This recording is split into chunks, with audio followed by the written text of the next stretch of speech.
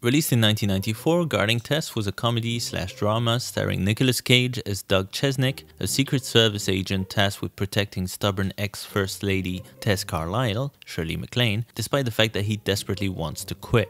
The first time we meet Doug, he's genuinely happy to not be Tess's personal bodyguard anymore, and he's keen to move his career forward in Washington due to his relationship with Tess having been a tumultuous one, as she's constantly disobeying protocol, making spontaneous demands, and telling him off. Unfortunately for him, leaving isn't that easy, since Tess can just call up the president directly every time and get him to encourage Doug to stay. This doesn't improve the characters' dynamic much, as one of them tries to enforce by-the-book rules and the other makes a point of going against said rules. There's a predictability about this whole scenario. Two people can't stand each other, they get to know each other, they start to like each other, yada yada yada, you know how it goes. It's whenever something out of the ordinary happens with Tess that things get interesting, as we see Doug having to react appropriately and professionally while still being mostly pissed off. Both Nicolas Cage and Shirley MacLaine are perfectly cast and very good in their respective roles. Doug and Tess start off as rather two-dimensional characters, but by the end they've evolved quite a bit.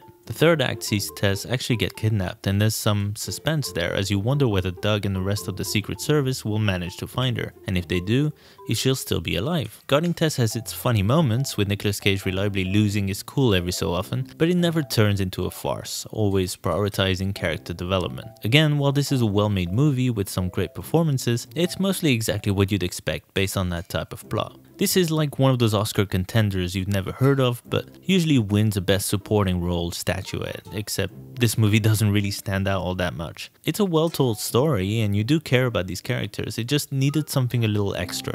There may not be too many huge surprises in this movie, and it remains an enjoyable watch, as what it lacks in originality it makes up for in sharp writing, solid performances, and sheer likability. There's very little wrong with Guarding Tess, just don't expect to remember it always. Quite good. Thank you so much for watching this video. If you enjoyed it, please leave a like, that would help me a great deal. And also do check out my Patreon if you have the time. You can request movies and lots of other cool stuff. Thank you very much. Until next time.